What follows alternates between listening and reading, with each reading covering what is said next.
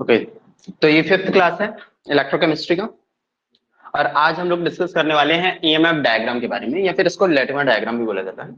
ठीक है, previous class में हमने इसको कॉलरश लॉ को डिस्कस किया था, जिसके बेसिस पे हम लोगों ने ये देखा था कि कोई भी सा कंपाउंड है, या फिर कोई भी सा, फिर वो चाहे इलेक्ट्रोलाइटिक स्ट्रॉन्ग इलेक्ट्रोलाइट हो या चाहे वीक इलेक्ट्रोलाइट हो, उन दोनों का ही जो कंडक्टेंस का वैल्यू होता है वो समेशन होता है उनके आयनिक कंडक्टेंस के वैल्यू का, है ना।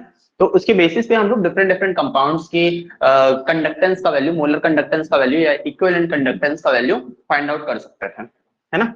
फॉर्मूला भी देखा था हमने। तो ये काफी सिंपल क्वेश्चन आते हैं इसे, तो इसे मस्ट अटेम्प्ट वाले क्वेश्चंस होते हैं। ठीक है, तो आज हम लोग देख रहे हैं लेटिमर डायग्राम को। देखिए ये होता क्या है, बेसिकली ये शॉर्ट फॉर्म है। इसके बारे में हम लोगों ने पहले भी डिस्कस कर लिया है, जिसमें हम ईएमएफ को निकालते थे किसी भी स्पीशीज के लिए। मतलब कोई भी सा मेटल है, वो एक ऑक्सीडेशन स्टेट से दूसरे ऑक्सीडेशन स्टेट में जब जा रहा है, तो उसमें जो ईएमएफ आता है उसके लिए, उस पर्टिकुलर स्टेट के लिए, उस पर्टिकुलर ट्रांजिशन के लिए जो ईएमएफ आता है, उसके वैल्यू को निकाला जाता है इस डायग्राम की मदद से। ठीक है, तो थ्योरेटिकली देख लेते हैं ये होता क्या है पहले। EMF diagram of an element is a short form in which standard reduction potential या फिर standard oxidation potential value of the element in its free state और इन इट्स कंपाउंड फॉर्म, ठीक है, are arranged from left to right और from top to bottom.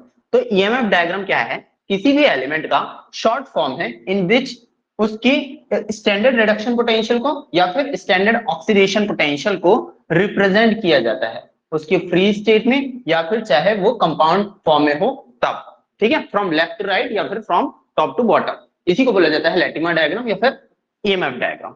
ठीक है, हम basically reduction potential को ही मोस्ट ऑफ द फॉर्म में, अब आप उल्टे चलेंगे, मतलब डायरेक्शन के बेसिस पे डिपेंड करता है कि वो जो वैल्यू है, वो जो जो भी वोल्ट का जो वैल्यू है, वो स्टैंडर्ड रिडक्शन पोटेंशियल को शो कर रहा है कि ऑक्सीडेशन पोटेंशियल को शो करता है।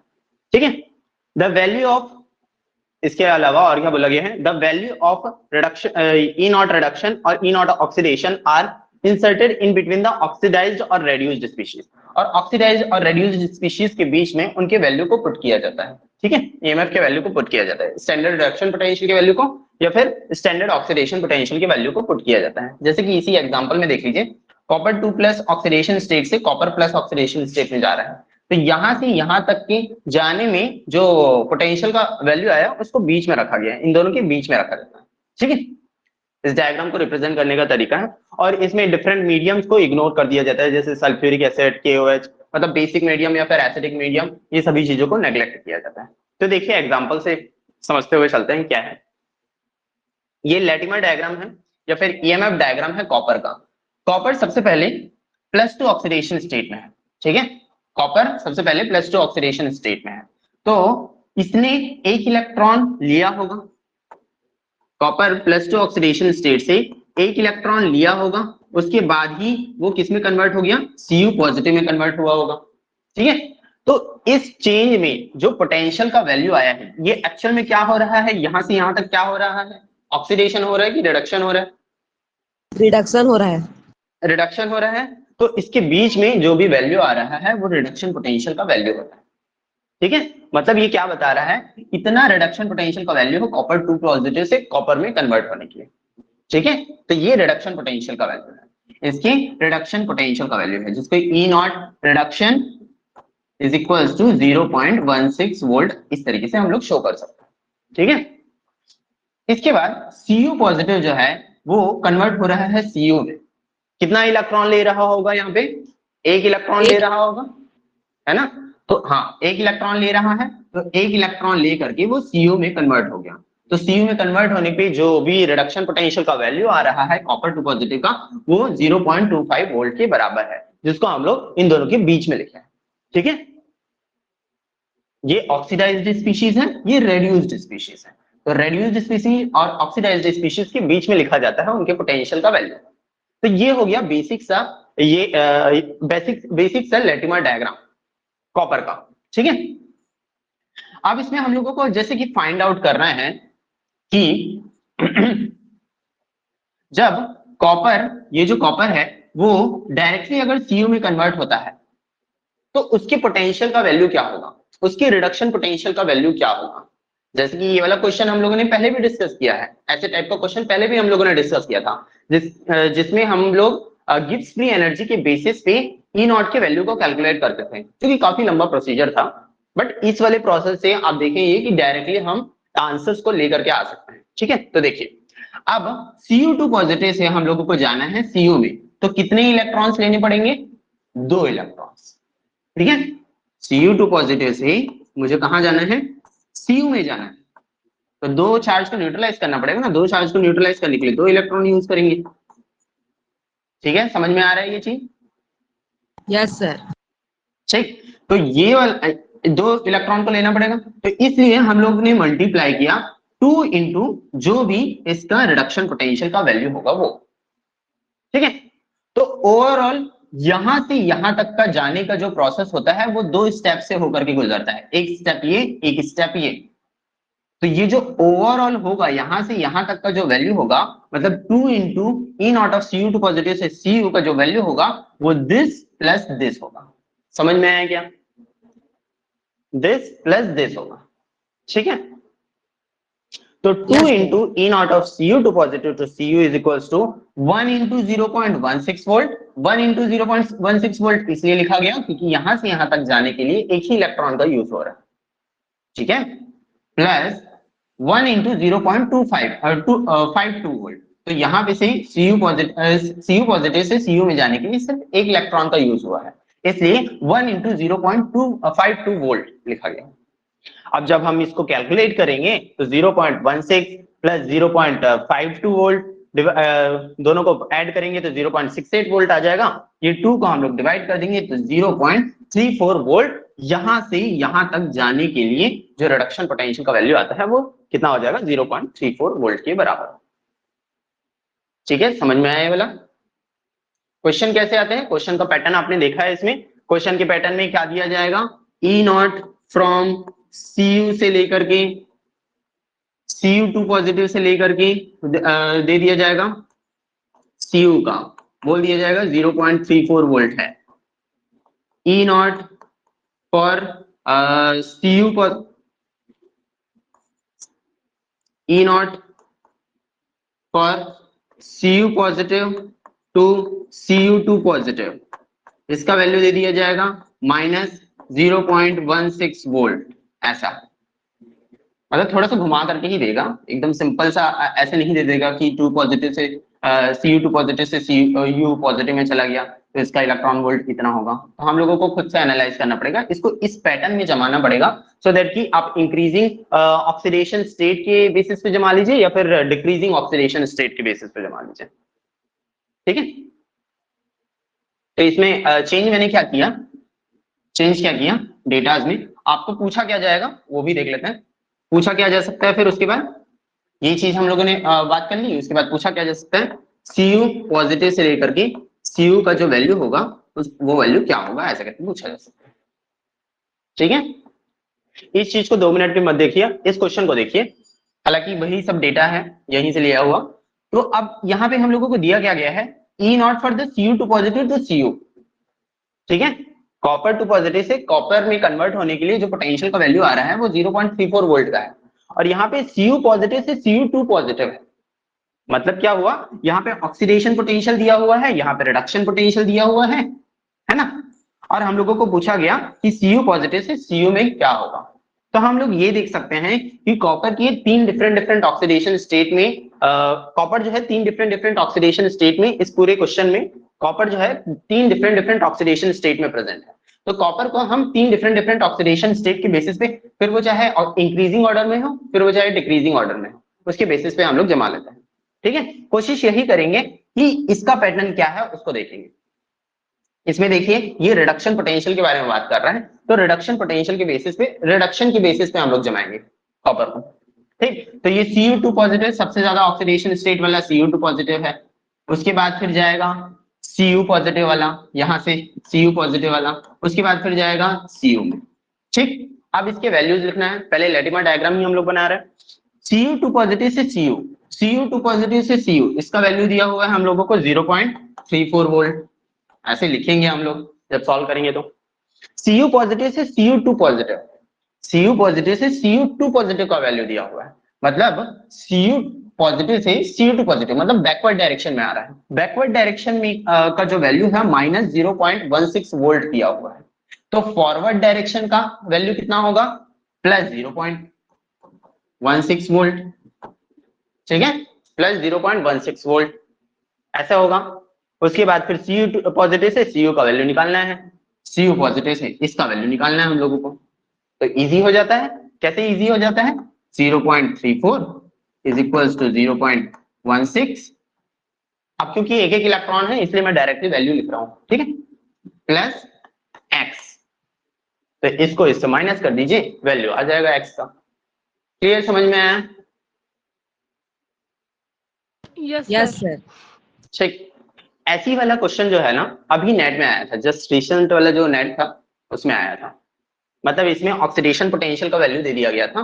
मैं करा दूंगा वाला क्वेश्चन, ऑक्सीडेशन पोटेंशियल का वैल्यू दिया हुआ था, मतलब पैटर्न को इस तरीके से थोड़ा सा चेंज किया गया था, 4 मार्क्स में आया था और वो और आंसर की में उसका आंसर गलत आया था, उसके बाद फिर आंसर की में फिर उसको करेक्ट किया गया। चलिए ये चीज हो गया। अब बाकी सारे एग्जांपल्स को देख लेते हैं। देखिए अब यहाँ पे कौन है, क्लोरीन है। क्लोरीन का देख लीजिए ऑक्सीडेशन स्टेट यहाँ पे क्या होगा, क्लोरीन का ऑक्सीडेशन स्टेट बताइए तो यहाँ पे क्या है, क्लोरीन का ऑक्सीडेशन स्टेट क्या है इस पर्टिकुलर स्पीशीज के लिए, क्लोरीन का ऑक्सीडेशन स्टेट बताइए क्या है। +1 सर। +1 है, ठीक है। तो यहाँ पे OCl नेगेटिव लिखा हुआ है, नेगेटिव ओवरऑल में है ना। तो ये ऑक्सीजन का क्या होता है, एक ही ऑक्सीजन है, -2 का रहता है, ऑक्साइड है, ठीक, plus X is equals to -1, तो -2 इस तरफ गया तो x इज इक्वल्स टू +1, ठीक है ऐसे। तो यहाँ पे +1 का ऑक्सीडेशन स्टेट में है क्लोरीन, यहाँ पे 0 ऑक्सीडेशन स्टेट में है, और यहाँ पे -1 का ऑक्सीडेशन स्टेट। यहाँ पे रिडक्शन के पैटर्न में अरेंज किया गया। ओवरऑल हम लोग बेसिकली रिडक्शन के पैटर्न में ही, रिडक्शन वाला जो वैल्यू रहता है ना, फिर वो चाहे स्टैंडर्ड रिडक्शन पोटेंशियल हो या एलिमेंट्स का अरेंजमेंट रिडक्शन के बेसिस पे ही मोस्टली किया जाता है, उसी के बेसिस पे ही हम लोग ज्यादातर क्वेश्चन सॉल्व करते हैं, ठीक है, इलेक्ट्रोकेमिस्ट्री में। हाँ, तो यहाँ पे +1 है, 0 है और -1 ऑक्सीडेशन स्टेट में। हम लोगों को फाइंड आउट करना है कि इन दोनों का वैल्यू क्या होगा, मतलब यहां से यहां तक जाने के लिए पोटेंशियल का वैल्यू क्या होगा। तो +1 से -1 जा रहा है, तो कितने इलेक्ट्रॉन्स लेने पड़ेंगे, कितने इलेक्ट्रॉन्स, 2 इलेक्ट्रॉन, तो 2 इंटू दिस, ठीक है, 2 into E0 for this transition, मतलब यहां से यहां तक ट्रांजिशन होने के लिए 2 इंटू, उसको इस तरीके से रिप्रेजेंट किया गया, standard reduction potential for OCl negative to Cl negative, ठीक है, उसको इस तरीके से रिप्रेजेंट किया, फिर 2 इंटू दिस, फिर इसके जो वैल्यूज हुए हैं उन्हीं वैल्यूज को बस ऐड कर देना हम लोग को। तो सेम प्रीवियस क्वेश्चन जैसा ही है, ये 2 से डिवाइड करेंगे तो इसका वैल्यू आ जाएगा। सर हाँ बोलिए। ये जो नंबर है वो नंबर ऑफ इलेक्ट्रॉन है। हाँ ये नंबर ऑफ इलेक्ट्रॉन है, एग्जैक्टली नंबर ऑफ इलेक्ट्रॉन ही है। यहां से यहां पे जाएंगे तो 1 इलेक्ट्रॉन का वेरिएशन है, मतलब 1 इलेक्ट्रॉन का रिक्वायरमेंट है। उसके बाद यहां से यहां जाएंगे तो 1 इलेक्ट्रॉन का रिक्वायरमेंट है, ऐसा, ठीक है। Yes sir. समझ में आया? उसके बाद फिर नेक्स्ट वाला क्वेश्चन देखिए, ऑक्सीजन है, ऑक्सीजन के ऑक्सीडेशन स्टेट के बेसिस पे यहाँ पे 0 ऑक्सीडेशन स्टेट में, यहाँ पे -1 ऑक्सीडेशन स्टेट में, यहाँ पे -2 ऑक्सीडेशन स्टेट में, ठीक है। 0 से -1 में गया तो एक इलेक्ट्रॉन लेकर के जाएगा, -1 से -2 में गया तब भी एक इलेक्ट्रॉन लेकर के जाएगा। तो जो भी ईएमएफ के वैल्यूज हैं उसके इस तरीके से पुट कर दिए हम लोग, ठीक है, इस तरीके से हमने पुट कर दिया है। उसके बाद फिर यहां से यहां तक का E0 का वैल्यू पूछ रहा है, तो 0 से -2 में गया है तो 2 इलेक्ट्रॉन लेकर के जाएगा, तो इसलिए 2 into E0 from here to this, मतलब 0 ऑक्सीडेशन स्टेट से -2 ऑक्सीडेशन स्टेट तक का रिडक्शन पोटेंशियल का वैल्यू, ठीक है, 2 into reduction potential of this value, मतलब इसका रिडक्शन पोटेंशियल का value is equals to 1 into 0.76 volt plus 1 into 1.76 volt, ठीक है। समझ में आ रहा होगा अब किस तरीके से सॉल्व किया जाता है, सेम क्वेश्चन ही है। वैसे ही अब देखिए यहाँ पे ब्रोमीन का ऑक्सीडेशन स्टेट क्या है, ब्रोमीन का यहाँ पे +5 है, उसके बाद +1 फिर 0 फिर -1, ठीक है, क्या है +5 से +1, +1 से 0, 0 से -1। ठीक, तो +5 से अगर -1 में हम लोग जा रहे हैं तो कितने इलेक्ट्रॉन्स का रिक्वायरमेंट है टोटल? 6 इलेक्ट्रॉन। 6 इलेक्ट्रॉन का रिक्वायरमेंट है, ठीक है। और अगर +5 से 0 ऑक्सीडेशन स्टेट में जा रहे हैं तो 5 इलेक्ट्रॉन का रिक्वायरमेंट। तो उसी चीज को पहले फाइंड आउट किया गया। इस क्वेश्चन में एक्चुअल में दो चीजें फाइंड आउट की गई है। जब +5 से ब्रोमीन जो है वो +5 से जब 0 ऑक्सीडेशन स्टेट में जा रहा है तब उसका रिडक्शन पोटेंशियल का वैल्यू क्या है, और +5 से जब वो -1 ऑक्सीडेशन स्टेट में जा रहा है तब उसका ऑक्सीडेशन रिडक्शन पोटेंशियल का वैल्यू क्या आएगा। तो सेम चीज, सेम पैटर्न फॉलो करेंगे। 5 into reduction potential for the bromine from +6 to 0, ठीक है, +6 to 0 ऑक्सीडेशन स्टेट। तो यहाँ पे 5 इलेक्ट्रॉन का रिक्वायरमेंट हुआ तो 5 इंटू ई नॉट करेंगे, है ना, इस तरीके से। तो यहां से यहां तक जाने में कितना इलेक्ट्रॉन का रिक्वायरमेंट हो रहा है? +5 से +1 में जाने के लिए टोटल 4 इलेक्ट्रॉन का रिक्वायरमेंट है। तो इसलिए जो भी ईएमएफ का वैल्यू रहेगा उसको मल्टीप्लाई करेंगे 4 से, ठीक है। प्लस यहां से यहां तक जाने में कितना इलेक्ट्रॉन? 1 इलेक्ट्रॉन का रिक्वायरमेंट, तो 1 इंटू 0.541, ठीक। तो ओवरऑल जब इसको सॉल्व करेंगे तो इसका वैल्यू आता है 0.541। तो ये वाला पैटर्न, मतलब ये वाला जो टेक्निक है, लेटिमर डायग्राम वाला जो टेक्निक है, वो काफी ज्यादा इजी वे है उस चीज को सॉल्व करने का, ईएमएफ को निकालने का, ठीक है। तो इस तरीके से भी सॉल्व किया जा सकता है। तो वैसे 6 इलेक्ट्रॉन के केस में भी इसी तरीके से होगा, ठीक है। समझ में आ गया ये वाला चीज, लेटिमर डायग्राम समझ में आ गया क्या? ये बस शॉर्ट फॉर्म था जिसको हम लोगों ने डिस्कस किया था पहले, ठीक है। अब आते हैं टाइप्स ऑफ इलेक्ट्रोड पे। डिफरेंट टाइप के इलेक्ट्रोड्स होते हैं, जैसे मेटल आयन के इलेक्ट्रॉन। मेटल आयन के इलेक्ट्रोड अभी हम लोगों ने गैल्वेनिक सेल में देखा था, मतलब पिछले क्लासेस में हमने गैल्वेनिक सेल में देखा था। वैसे एक गैस इलेक्ट्रोड होता है। गैस इलेक्ट्रोड जैसे हाइड्रोजन का इलेक्ट्रोड हो गया, क्लोरीन का इलेक्ट्रोड हो गया, ये सभी गैस इलेक्ट्रोड्स होते हैं। रेडॉक्स इलेक्ट्रोड में कॉपर का ही ये आयरन के इलेक्ट्रोड्स का यूज किया जाता है, ठीक है, मतलब ये रेडॉक्स इलेक्ट्रोड्स हैं। और metal insoluble electrodes, salt electrodes, ये थोड़ा सा इंपॉर्टेंट टाइप का है, मतलब रेफरेंस इलेक्ट्रोड की तरह इन लोगों को यूज किया जाता है पीएच मीटर में। और भी डिफरेंट टाइप के इलेक्ट्रोड्स हैं, ठीक है। उन लोगों का रिप्रेजेंटेशन बताया गया है कि किस तरीके से रिप्रेजेंट किया जाता है। मेटल आयन इलेक्ट्रोड्स को इस तरीके से रिप्रेजेंट करेंगे जैसे हम लोगों ने देखा ही था। जिंक Zn2 पॉजिटिव आयन में कन्वर्ट होता है, कॉपर Cu2 पॉजिटिव आयन में कन्वर्ट होता है, SN10 जो है SN4 पॉजिटिव आयन में कन्वर्ट होता है। वैसे ही गैस इलेक्ट्रोड्स के बारे में हम लोगों ने देखा था, स्टैंडर्ड हाइड्रोजन, मतलब डिफरेंट टाइप के इलेक्ट्रोड्स को बताया गया है। उसके बेसिस पे हम लोग रिडक्शन पोटेंशियल का वैल्यू देखेंगे इसमें, मतलब पोटेंशियोमेट्रिक टाइट्रेशन या फिर पीएच का वैल्यू देखेंगे उसमें। फिर हाइड्रोजन इलेक्ट्रोड्स का रिप्रेजेंटेशन कुछ इस तरीके से करते थे हम लोग, ठीक है।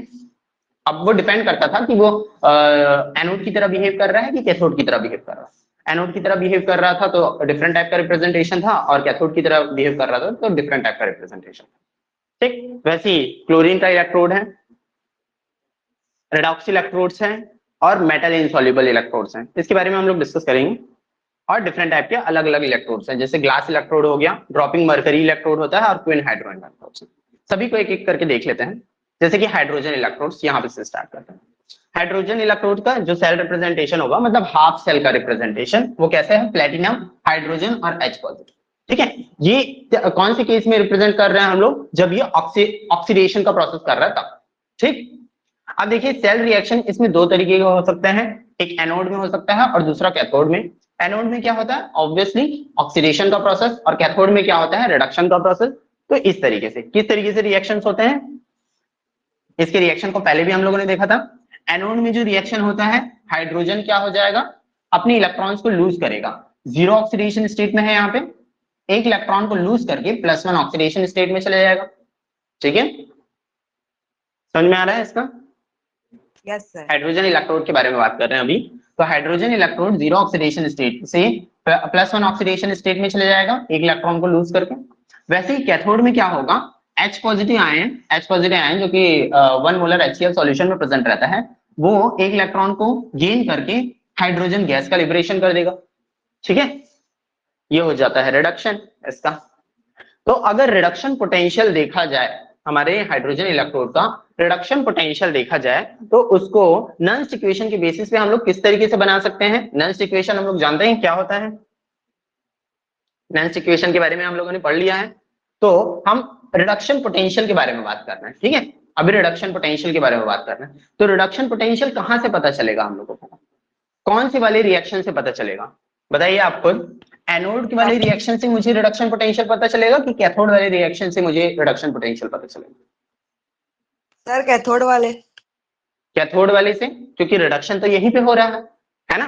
तो रिडक्शन पोटेंशियल जो होगा, हमने किसमें, नल्स इक्वेशन में देखा था, जो भी ई सेल का वैल्यू होता है, ठीक है, वो ई नॉट ऑफ सेल माइनस, यहाँ पे वही कंडीशन लिया गया है, मतलब 298 केल्विन का टेम्परेचर लिया गया है, तो 0.0591 divided by n log to the base 10 और रिएक्शन कोफिशिएंट। इस तरीके से था हमारा फॉर्मूला, ठीक है, जब 298 केल्विन था तब, ठीक। तो हमें रिडक्शन पोटेंशियल कैलकुलेट करना है हाइड्रोजन का, तो that will be equal to, non standard condition में that will be equal to E not of hydrogen electrode, ठीक है, ई नॉट ऑफ हाइड्रोजन का रिडक्शन वाले वैल्यू यहाँ पे E naught standard reduction potential of hydrogen minus 0.0591 divided by 1। यहाँ पे 1 इसलिए क्योंकि एक ही नंबर ऑफ इलेक्ट्रॉन को यूज किया गया, मतलब 1 मोल इलेक्ट्रॉन इन्वॉल्व है। यहाँ पे 2 भी आ सकता था, 2 भी 2 तब आता जब यहाँ पे ना हाइड्रोजन का अमाउंट को हम लोग बढ़ा देते तब, ठीक। हाइड्रोजन के अमाउंट को, जैसे रिएक्शन को ना अगर मैं ऐसे लिख देता, H2 gives 2H positive plus 1 electron, ऐसे 2 इलेक्ट्रॉन्स ऐसा। तो यहाँ पे भी कैथोड में क्या करना पड़ता, 2 हाइड्रोजन रिलीज हुआ है तो 2 हाइड्रोजन लेकर के 2 इलेक्ट्रॉन लेगा, ये क्या करता, हाइड्रोजन गैस को रिलीज करता, ठीक है।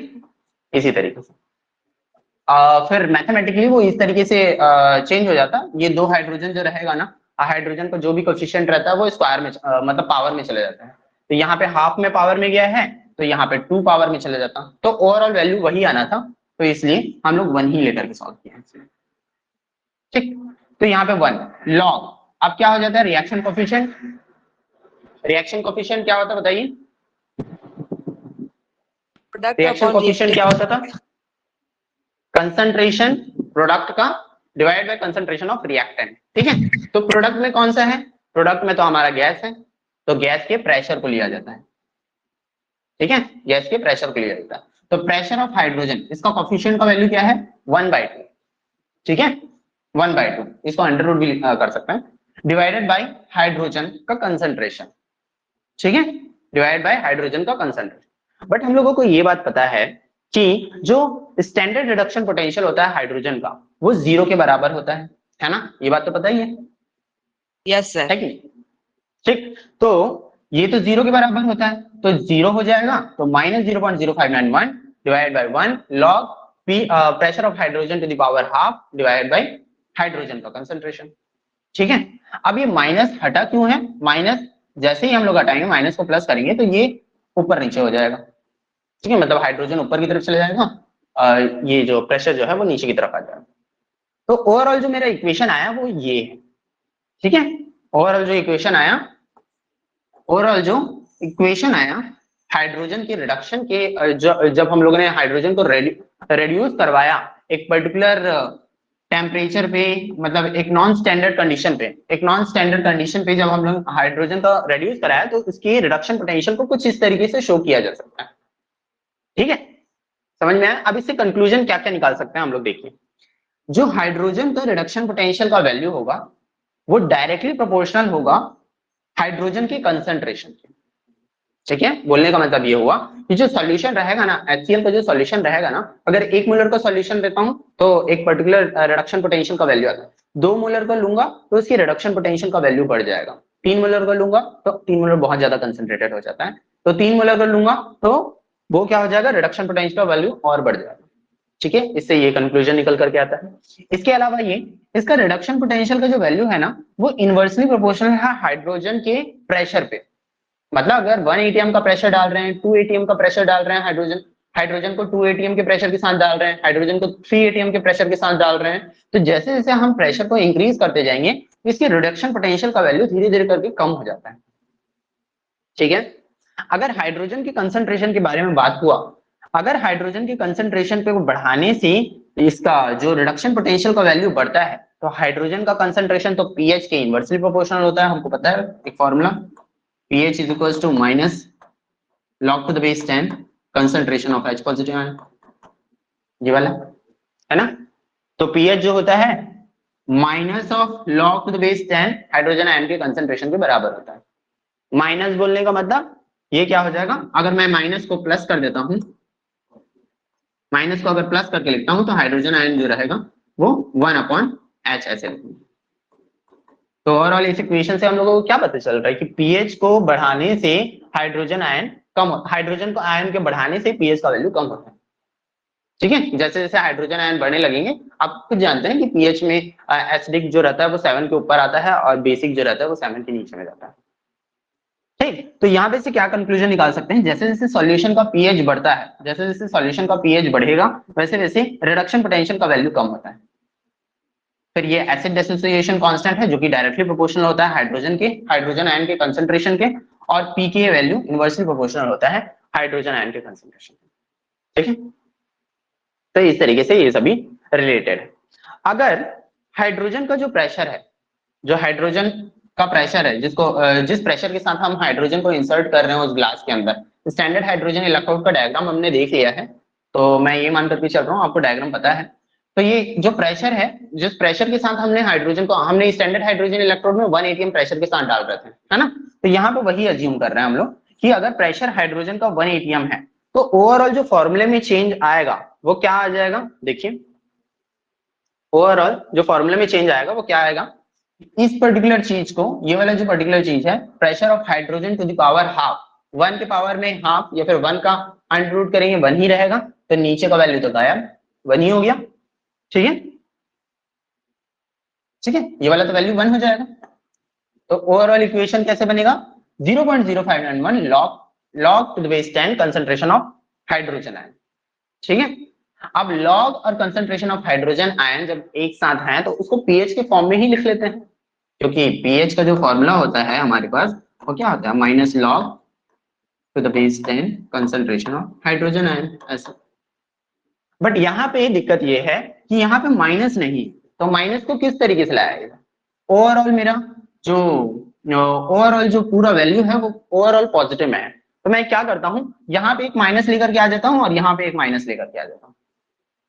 तो ये माइनस के साथ ओवरऑल ये क्या हो जाएगा, पीएच के फॉर्म में आ जाएगा, और ये अलग से माइनस। अब देखो अगर इसको ओवरऑल जैसे मैं सॉल्व करता हूँ, मतलब ब्रैकेट को हटा करके सॉल्व करूंगा, तो ये वाला वैल्यू कंप्लीटली यही नहीं बन जाएगा, माइनस माइनस प्लस इन दोनों मल्टीप्लिकेशन में। ठीक, तो माइनस को इसलिए लाया गया ताकि हम लोग पीएच के फॉर्म में लिख सकें। ठीक है, तो minus log to the base 10 concentration of hydrogen ion will be equal to pH के बराबर हो जाएगा, और माइनस 0.0591 को इसी तरीके से लिख दिया गया। तो स्टैंडर्ड हाइड्रोजन मतलब जो हाइड्रोजन इलेक्ट्रोड का जो पोटेंशियल होता है उसको इस फॉर्म में लिखा जा सकता है। ठीक है, पीएच के फॉर्म में इस तरीके से लिखा जा सकता है। समझ में आया ये वाली बात। तो डायरेक्टली आपको हाइड्रोजन आयन का स्टैंडर्ड हाइड्रोजन आयन का रिडक्शन पोटेंशियल पूछा जा सकता है on the basis of pH. तो पीएच के बेसिस पे आप मल्टीप्लाई करेंगे इससे, तो आपको डायरेक्टली हाइड्रोजन इलेक्ट्रोड का रिडक्शन पोटेंशियल का वैल्यू मिल जाएगा। ठीक, आगे बढ़ते हैं। क्लोरीन इलेक्ट्रोड है, कुछ इस तरीके से रिप्रेजेंट किया जाता है इसको। ठीक है, प्लेटिनम का वायर है जिसमें क्लोरीन गैस जाकर के एब्जॉर्ब होगा, और यहाँ पे क्लोरीन का सॉल्यूशन है जो कि Cl नेगेटिव आयन के फॉर्म में प्रेजेंट है। अब इसमें सेल रिएक्शन कैसे कैसे होता है, एनोड में जैसे हम लोगों ने पहले वाले में किया वैसे ही इसमें भी करेंगे। एनोड में क्या होता है और कैथोड में क्या होता है, एनोड में क्या होगा ऑक्सीडेशन, कैथोड में क्या होता है रिडक्शन। हमेशा याद रखिएगा, एनोड में ऑक्सीडेशन, कैथोड में रिडक्शन। ठीक है, तो क्लोरीन है, क्लोराइड आयन है, क्लोराइड आयन के पास एक एक्स्ट्रा इलेक्ट्रॉन, तो वो क्या करेगा, एक इलेक्ट्रॉन को लूज करेगा, हाफ Cl2 में कन्वर्ट हो जाएगा। कैथोड में क्या होगा, रिडक्शन, वही हाफ Cl2 एक इलेक्ट्रॉन को कैरी करेगा और Cl नेगेटिव आयन में कन्वर्ट हो जाएगा। तो हम अभी किसके बारे में बात कर रहे हैं? रिडक्शन पोटेंशियल के बारे में बात कर रहे हैं। Reduction potential for the chlorine electrode. तो कौन सा रिएक्शन यूज करेंगे? कैथोड वाला। ठीक, तो सेम रिएक्शंस को सेम नन्स इक्वेशन में हम लोगों को पुट करना है। ये क्या हो जाएगा? रिडक्शन पोटेंशियल हम लोग निकाल रहे हैं क्लोरीन का, will be equal to reduction potential of standard reduction potential of chlorine minus 0.0591। कौन से टेम्परेचर पे? 298 केल्विन पे। मैं बार बार इसलिए बोल रहा हूँ क्योंकि आपको याद रहे उस चीज को, ठीक है। तो 0.0591 कौन से टेम्परेचर पे? 298 केल्विन पे। बाकी सभी वैल्यूज को आप जानते हैं। फिर लॉग, जब नेचुरल लॉग जो लॉग टू द बेस 10 में कन्वर्ट होता है 2.303 लॉग टू द बेस 10 होता है, ठीक। डिवाइड बाय 1 क्यों हुआ? क्योंकि एक ही इलेक्ट्रॉन का इन्वॉल्वमेंट है, ठीक। फिर यहाँ पे रिएक्शन कोफिशिएंट का वैल्यू कहां से आया? इस वाले इक्वेशन से। क्या है? Concentration of product divide by concentration of reactant. Concentration of product क्या है? क्लोराइड आयन है, तो क्लोराइड आयन का कंसंट्रेशन डिवाइडेड बाय कंसंट्रेशन। अब गैस है तो उसको कंसंट्रेशन के फॉर्म में ना लिखकर प्रेशर के फॉर्म में लिखा जाता है। तो प्रेशर ऑफ क्लोरीन गैस, और उसमें पावर किसका चला गया? कोफिशिएंट का पावर चला गया, हाफ का पावर, ठीक है। तो इस तरीके से लिख दिए, समझ में आया? फिर इसको सॉल्व करना है। क्या सॉल्व करना है? अब क्लोरीन गैस का, अब यहाँ पे क्लोरीन गैस का रिडक्शन पोटेंशियल का कुछ ना कुछ वैल्यू होता है ना, तो इसलिए इसको हम लोग वो नहीं करेंगे, जीरो नहीं हो पाएगी। अब ओवरऑल मुझे इन सभी चीजों से रिलेट करना है इसको, तो मैं क्या करता हूँ, इसको प्लस के फॉर्म में लेकर के आ जाता हूँ। तो प्लस के फॉर्म में जब लेकर के आऊंगा तो ये दोनों वैल्यू जो भी रेशियो रहेगा वो उल्टा हो जाएगा। तो इससे क्या कंक्लूजन निकाल सकते हैं हम लोग? देखिए, जो रिडक्शन पोटेंशियल होता है क्लोरीन का वो इनवर्सली प्रोपोर्शनल होता है क्लोराइड आयन के। मतलब जो सॉल्यूशन में क्लोराइड आयन रहेगा ना वो उसकी इनवर्सली प्रोपोर्शनल होगा। जितना ज्यादा क्लोराइड आयन रहेगा उतना ही रिडक्शन पोटेंशियल इसका कम होगा। और प्रेशर ऑफ क्लोरीन की ज्यादा मतलब डायरेक्टली प्रोपोर्शनल होता है। मतलब जितने प्रेशर के साथ क्लोरीन को इंसर्ट किया जा रहा है उसके डायरेक्टली प्रोपोर्शनल होता है, ठीक है। समझ में आ गया? अब आते हैं कैलुमल इलेक्ट्रोड पे। कैलुमल इलेक्ट्रोड ये एक तरीका रेफरेंस इलेक्ट्रोड की तरह यूज किया जाता है पीएच मीटर, ठीक है। तो कैलुमल इलेक्ट्रोड में रिएक्शन किस तरीके से होते हैं उसको देख लीजिएगा, काफी इंपॉर्टेंट है ये, ठीक है, काफी ज्यादा इंपॉर्टेंट। तो कैलुमल इलेक्ट्रोड्स की कम से कम रिएक्शंस को याद रखिए। इसकी बेसिस पे क्वेश्चन किस तरीके से आएंगे उसको हम लोग बाद में डिस्कस करते हैं। फिलहाल के लिए इसकी रिएक्शंस को याद रखिए कि कौन कौन से रिएक्शन कहाँ पे यूज किया जाता है। कैलुमल इलेक्ट्रोड का जो सेल रिप्रेजेंटेशन है वो कुछ इस तरीके से रहेगा, मतलब हाफ सेल रिप्रेजेंटेशन कुछ इस तरीके से रहेगा, ठीक। Hg2Cl2 और Cl नेगेटिव, ठीक। मैं एक थोड़ा सा आउटव्यू दिखा देता हूँ कि ये दिखता कैसा है। तो ये ऐसे करके रहता है और प्लेटिनम का वायर लगा हुआ रहता है। यहाँ पे मरकरी रहेगा और यहाँ पे ऊपर में एक पेस्ट रहता है, ठीक है, Hg2Cl2 का पेस्ट मरकरी के साथ, और यहाँ पे KCl का सॉल्यूशन रहता है। KCl का सैचुरेटेड भी हो सकता है और डिफरेंट मोलैरिटी का भी हो सकता है, नॉर्मल का KCl का सॉल्यूशन, ठीक। और यहाँ पे मरकरी का पेस्ट, ठीक है। तो इस डायग्राम को देखते हुए चलिएगा कि किस तरीके से इसमें रिएक्शंस होते हैं, ठीक है। यहाँ पे पेस्ट सबसे नीचे में ना मरकरी का पेस्ट रहता है और मरकरी रहेगा ऊपर में, जस्ट इसके मरकरी के ऊपर में Hg2Cl2 और Hg का पेस्ट रहता है। इस पेस्ट को ना कैलुमल बोला जाता है, तो इसलिए इसको कैलुमल इलेक्ट्रोड बोल देते हैं, ठीक। तो ये Hg2Cl2 और मरकरी का पेस्ट रहेगा और ऊपर में saturated KCl, most of the cases में सैचुरेटेड KCl का सॉल्यूशन रहेगा। बट इसका जो नॉर्मेलिटी है वो डिपेंड कर सकता है, मतलब अलग अलग भी हो सकता है। अलग अलग होने के बेसिस पे इसके वैल्यूज अलग अलग आते हैं, मतलब इसके जो रिडक्शन पोटेंशियल का वैल्यू रहता है वो अलग अलग आता है, ठीक है। तो मैं बता रहा हूँ किस तरीके से रिएक्शंस इसमें कैसे होते हैं कैथोड में और एनोड में, ठीक है। वही चीज कैथोड में क्या होगा? रिडक्शन। एनोड में क्या होगा? ऑक्सीडेशन। देखते हैं किस तरीके से रिडक्शन और ऑक्सीडेशन होता है। देखिए रिडक्शन में क्या हो रहा है, पहले तो आप ये देख लीजिए कि मरकरी ही है, मरकरी की ही ऑक्सीडेशन या फिर रिडक्शन होने वाला है, तो हमें रिडक्शन करवाना है इसका। तो पहले देखिए कि रिडक्शन कौन करेगा? जो हायर ऑक्सीडेशन स्टेट में होगा। मरकरी कौन से ऑक्सीडेशन स्टेट में है? यहाँ पे +1 में है और यहाँ पे 0 में है, ठीक है। तो मतलब यहां से ही यहाँ पे आने वाला है, हाँ, +1 से 0 ऑक्सीडेशन स्टेट में आने वाला है। तो हम लोग स्टार्ट कहां से करेंगे? Hg2Cl2 से, ठीक है। तो Hg2Cl2 क्या करेगा, रिडक्शन करना है इसको, तो रिडक्शन करना है तो 2 इलेक्ट्रॉन लेगा, क्योंकि 2 Hg है यहाँ पे, 2 इलेक्ट्रॉन को लेकर के 2Hg में कन्वर्ट हो गया, 2Hg में कन्वर्ट हो गया, plus 2Cl negative ions release हो जाए। ठीक है, 2Cl नेगेटिव आयन रिलीज हो गया, 2 इलेक्ट्रॉन जो आया वो 2 मरकरी को, 2 Hg पॉजिटिव को क्या कर दिया, रेड्यूस कर दिया और 2 Hg में कन्वर्ट कर दिया। तो ये क्या हुआ, रिडक्शन का प्रोसेस। कैसे हुआ, Hg2Cl2 2 इलेक्ट्रॉन को लेकर के Hg में कन्वर्ट हो गया। ठीक है, कैसे, यहां पे कैसे हुआ, Hg2Cl2 2 इलेक्ट्रॉन को, कहां से आएगा इलेक्ट्रॉन, अगर जब ये जो है, ये जो कैल्विन इलेक्ट्रोड है, जब ये कैथोड की तरह एक्ट करेगा, कैथोड की तरह एक्ट करेगा, तो दूसरा वाला हाफ सेल एनोड की तरह एक्ट करेगा, एनोड की तरह एक्ट कर रहा है, तो वहां से इलेक्ट्रॉन्स आएंगे प्लेटिनम वायर के थ्रू। ठीक है, आउटर सर्किट से यहाँ पे इलेक्ट्रॉन्स आएंगे, तो यहीं से इलेक्ट्रॉन को लेगा, इलेक्ट्रॉन को लेकर के Hg में कन्वर्ट हो जाएगा।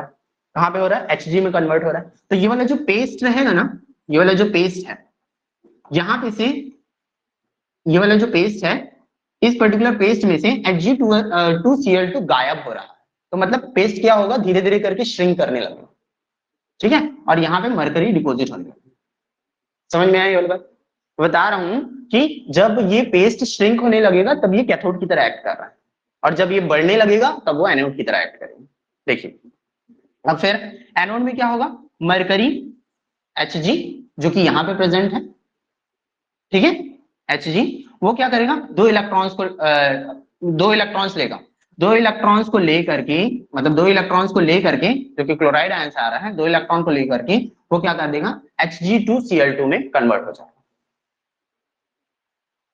ये वाला जो 2 इलेक्ट्रॉन्स है ना, वो एक्चुअल में यहाँ पे आएगा, हालांकि माइनस में ही लिखा हुआ है इलेक्ट्रॉन्स ऐसे, तो यहाँ पे ऑक्सीडेशन हो रहा है ना, तो ऑक्सीडेशन इस तरह Hg2Cl2, Hg क्या करेगा, 2 इलेक्ट्रॉन को लेकर के क्लोराइड आयन के साथ Hg2Cl2 बना दिया और 2 इलेक्ट्रॉन को रिलीज कर दिया।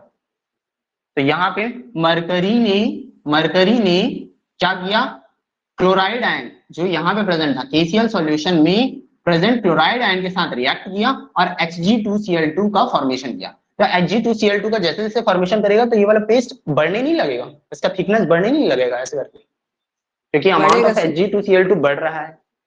तो उस केस में क्या होता है, ये जो पेस्ट रहता है ना वो बढ़ने लग जाता है, इसका थिकनेस बढ़ने लग जाता है, तो उस केस में हम लोग बोलेंगे कि ये एनोड की तरह एक्ट कर रहा है। क्लियर, समझ में आया रिएक्शन? Yes sir. ठीक है, इसको अच्छे से समझ लीजिएगा, मुझे पहले ये समझ में नहीं आता था, एकदम से बहुत बाद में ही समझ में आया था। ठीक है, तो इसको एक बार देख लीजिएगा, इनकेस अगर डाउट होगा तो फिर से देख लीजिएगा।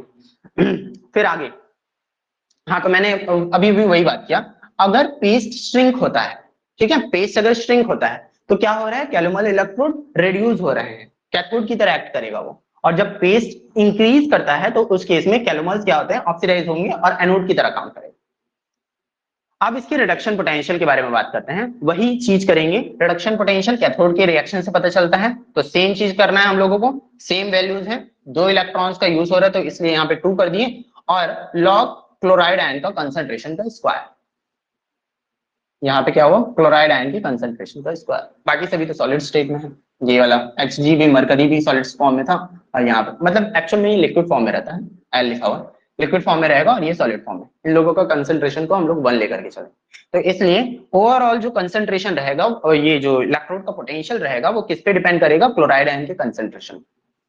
ठीक है, अगर सैचुरेटेड रहेगा, सैचुरेटेड KCl सॉल्यूशन रहेंगे तब उसका अलग पोटेंशियल है, 0.1 नॉर्मल का KCl का सॉल्यूशन रहेगा तब इसका अलग पोटेंशियल का वैल्यू आएगा, और डिफरेंट कंसंट्रेशन पे डिफरेंट वैल्यूज आते हैं।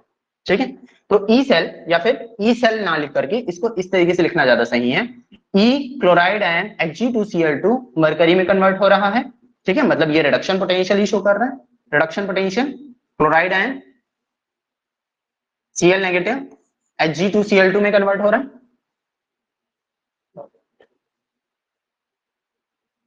ये रिडक्शन पोटेंशियल इसका Hg में कन्वर्ट हो रहा है, ये Hg2Cl2 जो है Hg में कन्वर्ट हो रहा है, तो इस फॉर्म में लिखिए उसको, जो रिडक्शन पोटेंशियल होगा वो मरकरी का मतलब कैल्विन इलेक्ट्रोड का that will be equal to calomel electrode का स्टैंडर्ड वाला value minus 0.0591 log chloride ion का कंसंट्रेशन का स्क्वायर।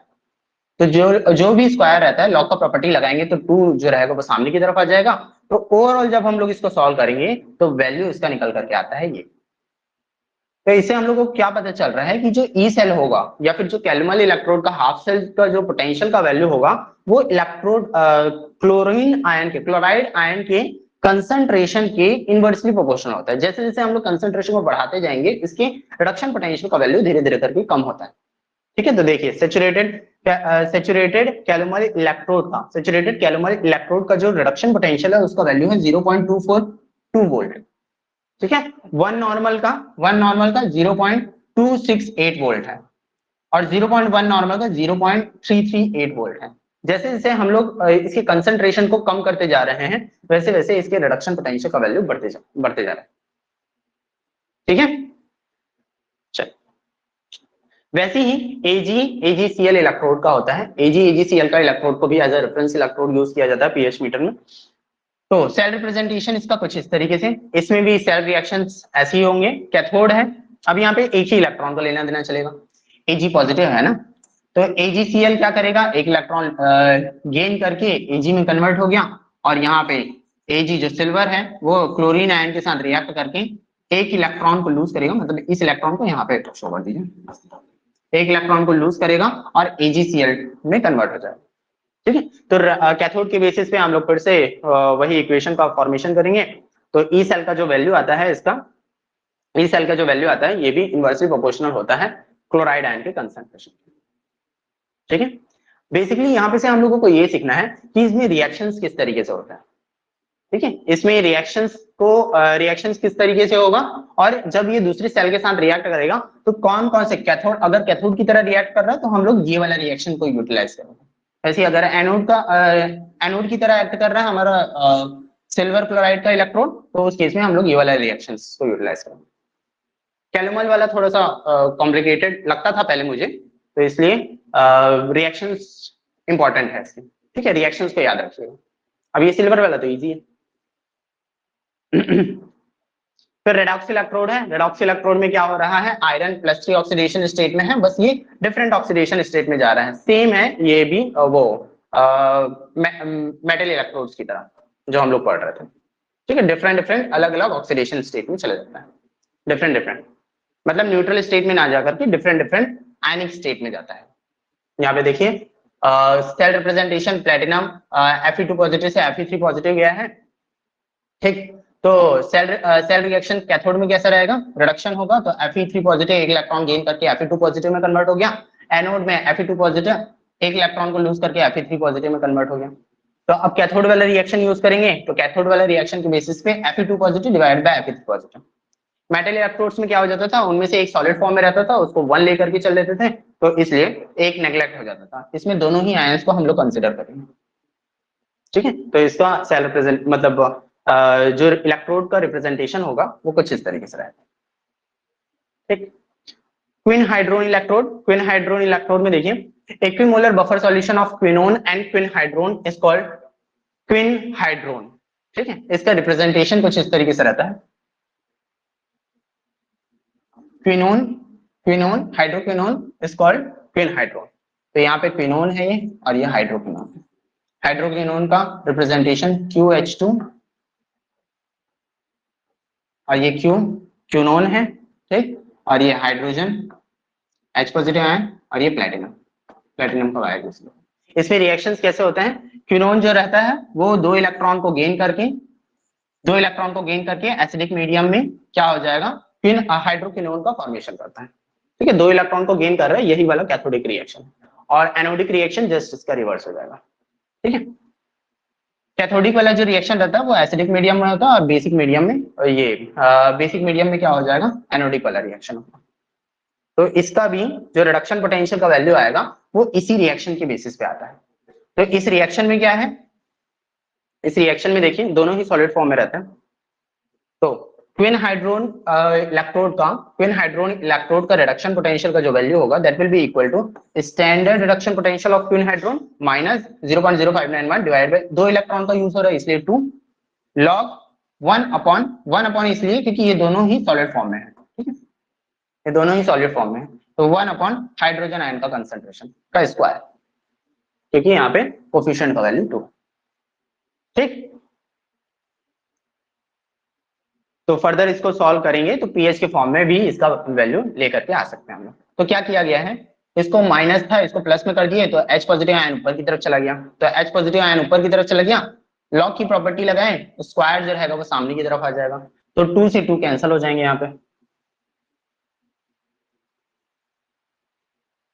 यहाँ पे 2 से 2 कैंसिल हो जाएगा, तो ये वैल्यू कितना हो गया, standard reduction potential of queen hydrogen electrode plus 0.0591 log concentration of H positive ion. तो इसको फिर से पीएच के फॉर्म में लेकर के आना है, तो दोनों जगह माइनस लगा देंगे, जैसे कि स्टार्टिंग वाले केस में किया था, तो माइनस माइनस लगा दिए, या ये पीएच के फॉर्म में आ गया, तो पीएच के फॉर्म में इस तरीके से लिखते हैं।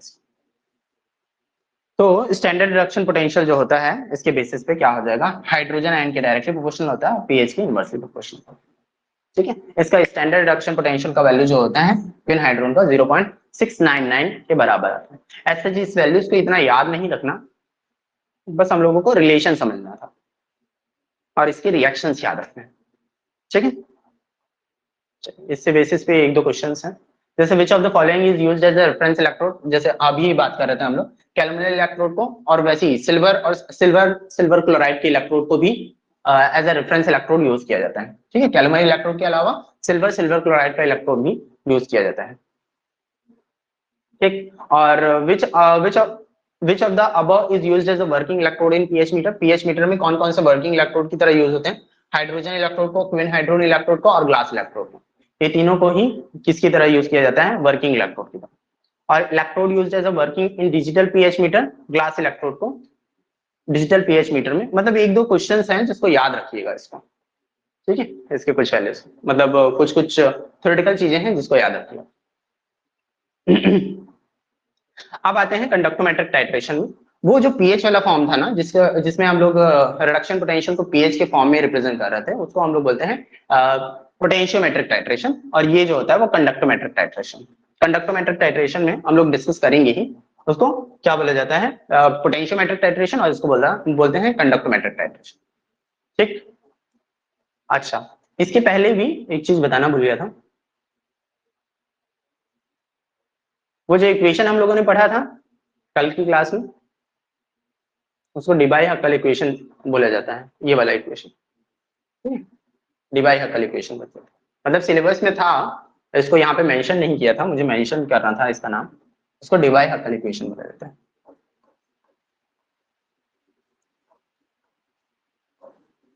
हक्कल इक्वेशन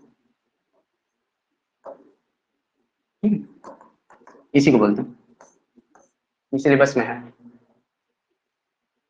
अब आते हैं आगे, लास्ट वाला टॉपिक,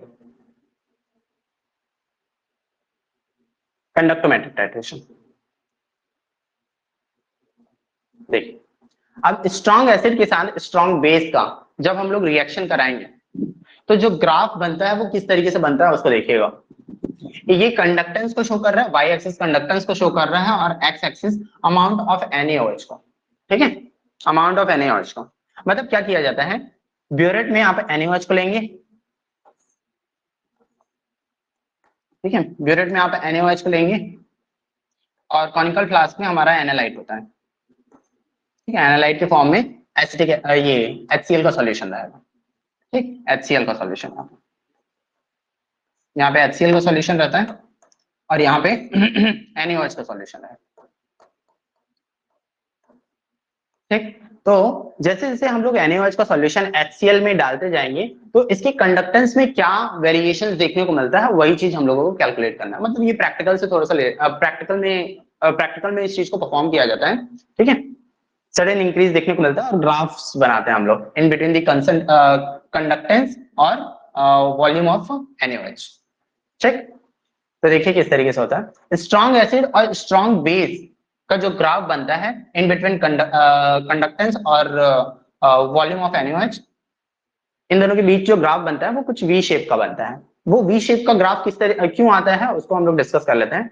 जैसे कि देखिए यहाँ पे HCl और NaOH दोनों ही क्या है, स्ट्रॉन्ग इलेक्ट्रोलाइट्स हैं, तो जो कॉनिकल फ्लास्क में हम लोगों ने HCl लिया था, उसका खुद का अपना एक कंडक्टेंस का वैल्यू रहेगा, ठीक है। उसका खुद का अपना एक कंडक्टेंस का वैल्यू रहेगा। HCl का काफी ज्यादा होता है कंडक्टेंस का वैल्यू, क्योंकि H पॉजिटिव आयन का जो कंडक्टेंस का वैल्यू रहेगा ना वो बहुत ज्यादा रहता है, ठीक। तो HCl का, क्योंकि ये स्ट्रॉन्ग इलेक्ट्रोलाइट है, एक पर्टिकुलर अमाउंट में, मतलब एक पर्टिकुलर कंसंट्रेशन का HCl का सॉल्यूशन हम लोगों ने कॉनिकल फ्लास्क में लिया है, उस पर्टिकुलर सॉल्यूशन में हम लोग धीरे धीरे करके NaOH को ऐड करते जाएंगे। फिर देखते जाएंगे कि इस ग्राफ का जो पैटर्न है वो किस तरीके से फॉलो हो रहा है, मतलब ग्राफ किस तरीके से आ रहा है, उस चीज को हम लोगों को देखना है, ठीक।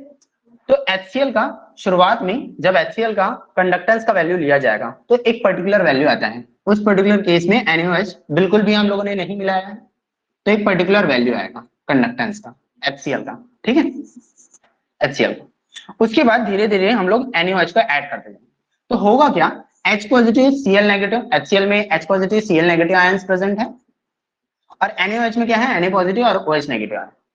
ये दोनों ही, ये एसिड हो या चाहे बेस हो, स्ट्रॉन्ग एसिड और स्ट्रॉन्ग बेस है लोग। HCl भी स्ट्रॉन्ग है, स्ट्रॉन्ग इलेक्ट्रोलाइट है, NaOH भी स्ट्रॉन्ग इलेक्ट्रोलाइट।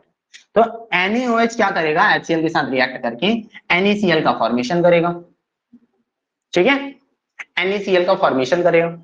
तो NaCl का फॉर्मेशन, ऑल्दो उस सॉल्यूशन में वो आयनाइज्ड फॉर्म में ही रहेंगे, बट ये Na जो है ना वो हाइड्रोजन को रिप्लेस कर दिया, और हाइड्रोजन का कंडक्टेंस बहुत ज्यादा होता है compare to that of sodium ion, ठीक है।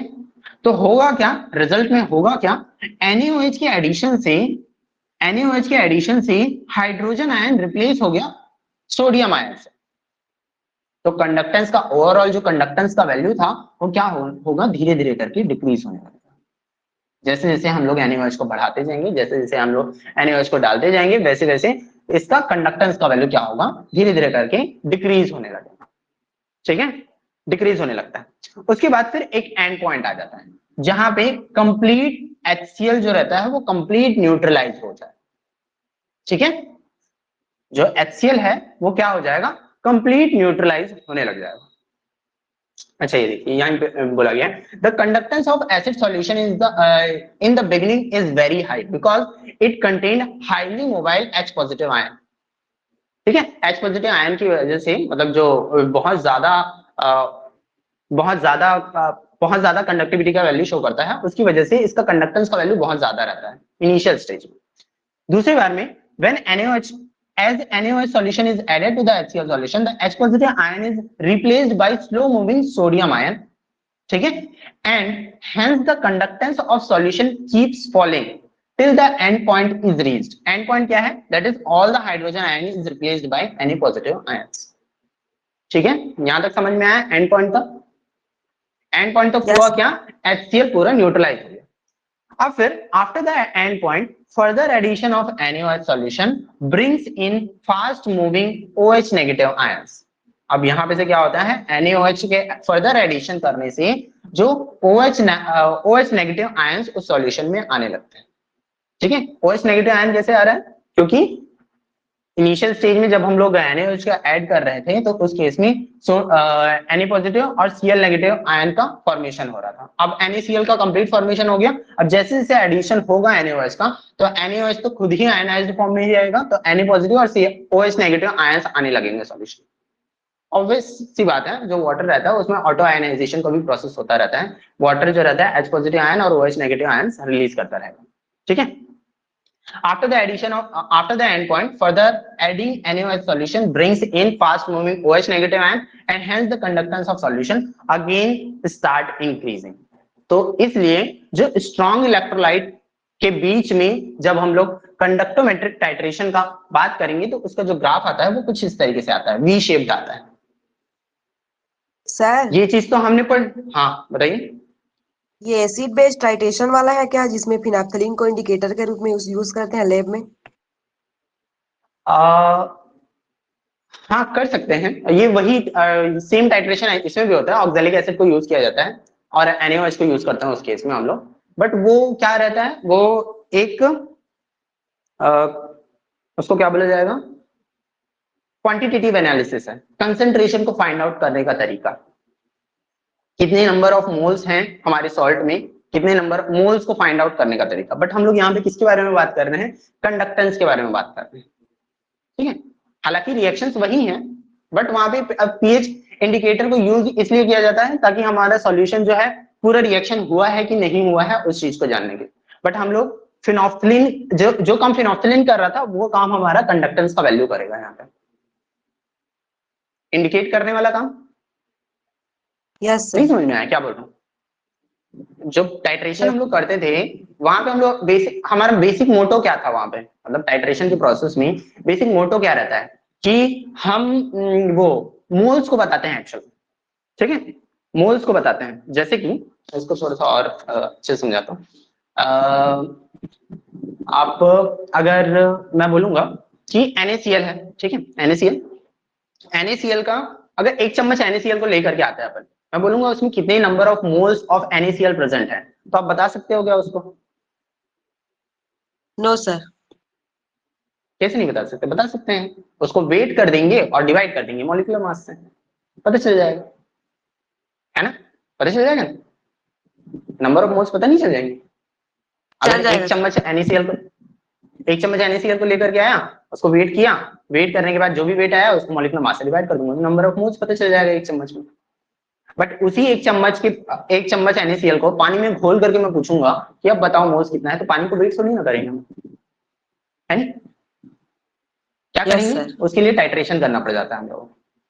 टाइट्रेशन करने से हम लोगों को ये पता चल जाता है, इसलिए हम लोग इक्विवेलेंट्स में बात करते हैं उसमें टाइट्रेशन। खैर वो टाइट्रेशन अभी अलग टॉपिक है। हम कंडक्टोमेट्रिक टाइट्रेशन के बारे में, जो अब कंडक्टोमेट्रिक टाइट्रेशन के बारे में बात कर रहे हैं, वहाँ उस पर्टिकुलर टाइट्रेशन में हम लोग फेनोल्फिलीन को एज एन इंडिकेटर इसलिए यूज कर रहे थे, हम लोगों को यही जानना रहता था कि कहाँ पे जाकर के रिएक्शन स्टॉप हो जा रहा है। वही काम हमारा कंडक्टेंस कर रहा है, पीएच मीटर हमारा वही काम कर रहा है। पीएच मीटर क्या करेगा? कंडक्टेंस का वैल्यू बताते जाएगा, एक एक स्टेप आने के बाद। एक्चुअल में इसका एक्सपेरिमेंट ऐसे होता है कि हम लोग ना 0.5 ml ब्यूरेट के रीडिंग के बेसिस पे 0.5 ml ऐसे ऐसे करके ना ऐड करते जाता है, फिर उसके बाद पीएच मीटर में ले जाया जाएगा, रॉड को डिप करते हैं, फिर कंडक्टेंस का वैल्यू नोट करते हैं। ऐसे ऐसे करके ना यहाँ से यहाँ तक का वैल्यू, अब हम लोगों को पता नहीं है कि कहाँ पे एंड पॉइंट आने वाला है, ठीक है। तो जैसे जैसे वैल्यूज आने लगे, मान लीजिए 2.3 फिर 2.1 फिर 1 पॉइंट समथिंग, फिर ऐसे ऐसे करके डिक्रीज होने लगे, फिर अचानक से फिर इंक्रीज होने लग जाता है, तो हम लोगों को पता चल जाता है कि ये वाला एंड पॉइंट था, ठीक। तो यस सर। कंडक्टेंस वो उसका काम करता है, इंडिकेटर का काम करता है। खैर आगे आते हैं। अब आते हैं वी। अच्छा, एक और चीज बता रहा था, जैसे अभी हम लोगों को तो पता चल गया कि स्ट्रॉन्ग एसिड और स्ट्रॉन्ग बेस का जो ग्राफ बनता है वो वी शेप का ऐसा बनता है।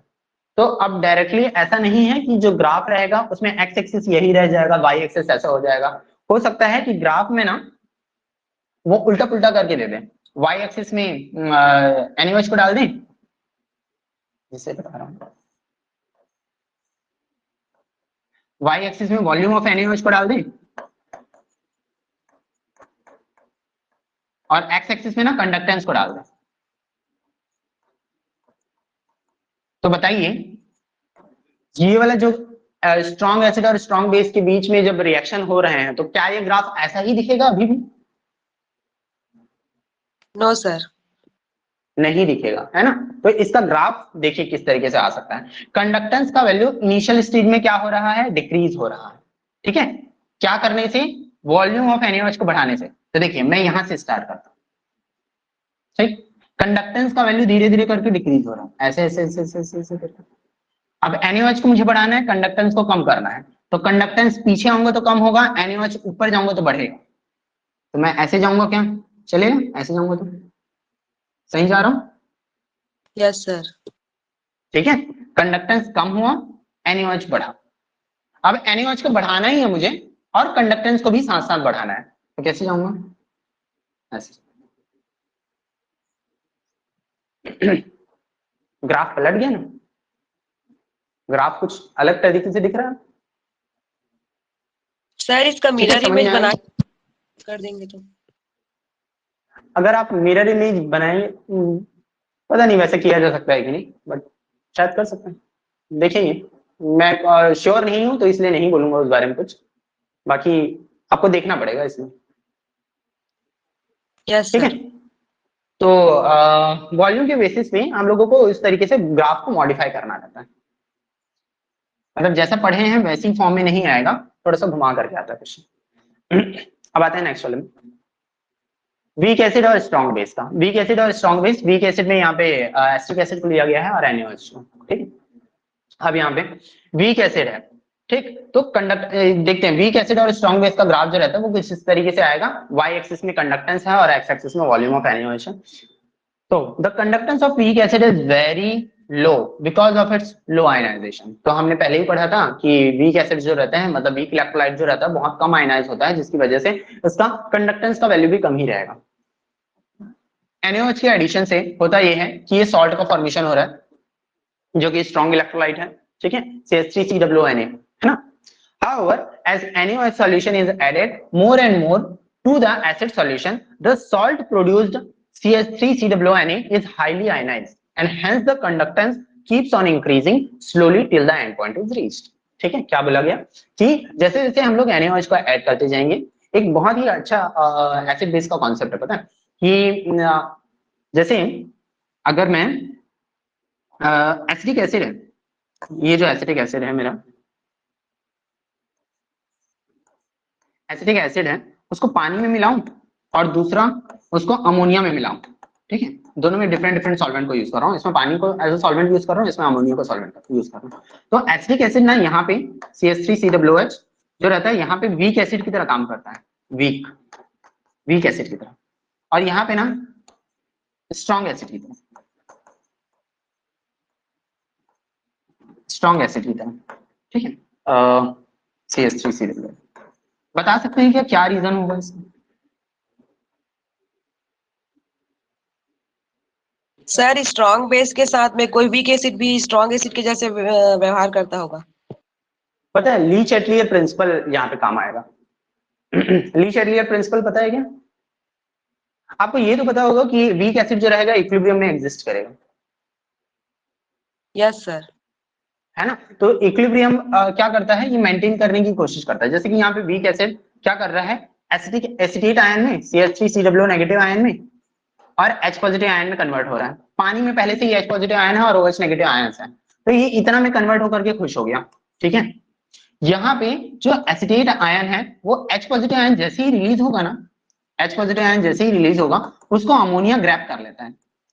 NH3 क्या है, एक तरीके का स्ट्रॉन्ग बेस, मतलब अच्छा बेस है वो, तो अमोनिया क्या करेगा, अमोनियम आयन में कन्वर्ट हो जाएगा। इससे हुआ क्या, जैसे देखिए CH3COOH ये क्या किया, एसिटेट आयन बनाया और H पॉजिटिव आयन बनाया। तो ये H पॉजिटिव आयन जो है ना उसको क्या कौन ले लेगा, अमोनिया ले लेगा। अमोनिया लेकर के, अमोनिया ने लिया, उसके बाद अमोनियम आयन बना दिया। तो इससे होगा ये कि हाइड्रोजन आयन का कंसंट्रेशन कम होने लगेगा सॉल्यूशन में, बट इक्विलिब्रियम खुद को तो मेंटेन करना चाहता है, इक्विलिब्रियम कांस्टेंट को मेंटेन करके रखना चाहता है। तो इक्विलिब्रियम कांस्टेंट का वैल्यू क्या होता है, K इज इक्वल्स टू जो भी प्रोडक्ट का कंसंट्रेशन है डिवाइडेड बाय रिएक्टेंट का कंसंट्रेशन, ठीक। अब प्रोडक्ट क्योंकि कम हो रहा है, यहाँ पे से हाइड्रोजन आयन यहाँ पे से कम हो रहा है, किसकी वजह से, अमोनिया की वजह से। तो ये क्या करेगा, ये मतलब ली चैटलियर प्रिंसिपल के अकॉर्डिंग ये और ज्यादा आयनाइज होने लगेगा, और ज्यादा आयनाइज होने लगेगा। तब तक आयनाइज होगा जब तक ये अमोनिया प्रेजेंट नहीं, जब तक अमोनिया उस हाइड्रोजन आयन को लेना नहीं बंद कर देता, ठीक है। तो अब देखिए यहाँ पे जो एसिटेट आयन जो अगर 5 मोल डाले थे, 5 मोल डाले थे, यहाँ पे भी 5 मोल डाले थे, तो यहाँ पे सिर्फ 2 मोल ही बस वो आयनाइज होगा और यहाँ पे 4.5 मोल्स आयनाइज होंगे, समझ में?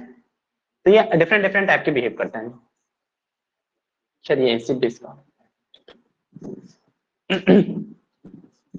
बाकी छोड़िए, आते हैं आगे। इसमें अब यहाँ पे एसिटेट आयन है और सोडियम आयन है, तो इसमें क्या एसिटेट आयन और सोडियम आयन, मतलब सोडियम एसिटेट का फॉर्मेशन हो गया जो कि अच्छा स्ट्रॉन्ग इलेक्ट्रोलाइट है, मॉडरेटली स्ट्रॉन्ग इलेक्ट्रोलाइट है। तो जिससे क्या होगा कि धीरे धीरे कंडक्टेंस का वैल्यू बढ़ेगा, ठीक है, धीरे धीरे करके कंडक्टेंस का वैल्यू बढ़ेगा। जैसे ही कंप्लीट न्यूट्रलाइजेशन हो जाएगा, मतलब कंप्लीट सोडियम एसिटेट का फॉर्मेशन हो जाता है, after endpoint further addition of NaOH causes the conductance to increase sharply because of the introducing fast moving OH negative ions। तो जैसे ही कंप्लीट न्यूट्रलाइजेशन का प्रोसेस हो जाएगा उसके बाद फिर NaOH कि फर्दर एडिशन से OH नेगेटिव आयंस आ जाएंगे सॉल्यूशन में, जिसकी वजह से कंडक्टेंस और ज्यादा इंक्रीज हो जाता है। ठीक है, तो इसलिए इसका ग्राफ कुछ इस तरीके से दिखता है। नेक्स्ट आते हैं strong acid versus strong weak base. Strong acid में HCl को लिया गया है, वीक बेस में अमोनियम हाइड्रोक्साइड आयन को लिया गया है। ठीक, अमोनियम हाइड्रोक्साइड आयन और ये क्या हो गया, कंडक्टेंस। इनिशियल स्टेज में सिर्फ HCl का सॉल्यूशन प्रेजेंट है हमारे एज एन एनालाइट, HCl का सॉल्यूशन प्रेजेंट है, तो HCl का सॉल्यूशन प्रेजेंट होने की वजह से क्या होगा, उसका कंडक्टेंस काफी ज्यादा अच्छा खासा होगा। अब हमने क्या किया, अमोनियम हाइड्रोक्साइड को ऐड किया। अमोनियम हाइड्रोक्साइड के एडिशन करने से क्या होता है, अमोनियम क्लोराइड का फॉर्मेशन होगा और H पॉजिटिव और OH नेगेटिव, मतलब वाटर का फॉर्मेशन हो गया। तो H पॉजिटिव आयन को किसने रिप्लेस किया, अमोनियम आयन ने। अमोनियम आयन का जो कंडक्टेंस का वैल्यू रहता है काफी कम रहता है, जैसे जैसे अमोनियम आयन बढ़ने लगेगा हाइड्रोजन आयन को रिप्लेस करके, वैसे वैसे कंडक्टेंस का वैल्यू धीरे धीरे करके कम हो जाएगा। समझ में आया ये वाली बात? ठीक है। After the end point, further addition of NH4OH does not cause much change in the conductance because the NH4OH is weakly ionized substance, shows the line या फिर curve always constant। तो क्या होता है, जैसे फर्दर NH4OH का हम लोग फर्दर एडिशन करेंगे तो वो खुद ही मतलब वो खुद ही आयनाइजेशन इतने अच्छे से कर नहीं पाता, तो जितना कंडक्टेंस का वैल्यू रहेगा लगभग वैसा ही कंडक्टेंस का वैल्यू चलता रहता है। ठीक, चल हम आगे बढ़ते हैं। लास्ट है वीक एसिड और वीक बेस का। वीक एसिड और वीक बेस में कुछ इस तरीके का ग्राफ आएगा, जिसमें एसिटेट आयन है और अमोनियम हाइड्रोक्साइड का आयन है। इन दोनों के एडिशन से मॉडरेटली आयनाइज्ड अमोनियम एसिटेट का फॉर्मेशन होगा, मतलब दोनों ही वीक का केस है। तो दोनों ही वीक के केस में ये ग्राफ धीरे धीरे करके इंक्रीज करेगा, उसके बाद फिर कांस्टेंट हो जाएगा। कांस्टेंट क्यों हो जाएगा, क्योंकि फर्दर NH4OH का एडिशन करूंगा तो वो खुद ही आयनाइज नहीं हो पाता अच्छे से, तो डिफरेंट आयंस भी बना नहीं पाएगा और वो कांस्टेंट वैल्यू रहेगा। ठीक है, मतलब धीरे धीरे करके इसमें इंक्रीज होता है, उसके बाद फिर कांस्टेंट। एक और है प्रेसिपिटेशन वाला, conductometric titration of precipitation reaction. Precipitation reaction में AgNO3 है, KCl के साथ रिएक्ट कर रहे हैं, तो हमने देखा ही है कि AgCl का फॉर्मेशन होगा, मतलब प्रेसिपिटेट का फॉर्मेशन होगा, नाइट्रेट आयन बनेगा, पोटेशियम आयन बनेगा। तो इसका कंडक्टेंस का ग्राफ किस तरीके से जाएगा, Ag positive ion is replaced by K positive ion in which both have almost similar mobility. ठीक है, तो initially there is definite value of conductance of AgNO3 after adding KCl solution to the AgNO3 the above reaction takes place in which Ag positive ion is replaced by K positive ion। तो K positive ion से replace हो जाता है। ठीक है, K positive ion से Ag positive ion क्या हो जाएगा, रिप्लेस हो जाएगा, मतलब Ag positive ion K positive ion से रिप्लेस हो जाएंगे।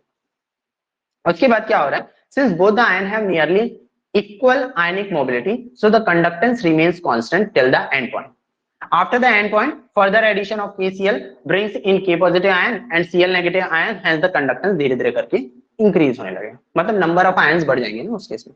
K पॉजिटिव आयन के साथ साथ अब हम लोगों को Ag पॉजिटिव आयन भी देखने को मिलेगा और Cl नेगेटिव आयन भी देखने को मिलेगा। सॉल्यूशन हो क्या रहा था, AgCl AgNO3 KCl के साथ रिएक्ट करके AgCl बना दे रहा था, मतलब Ag पॉजिटिव और Cl नेगेटिव आयन की कमी हो गई सॉल्यूशन में, क्योंकि ये लोग प्रेसिपिटेट के फॉर्म में बैठ गए।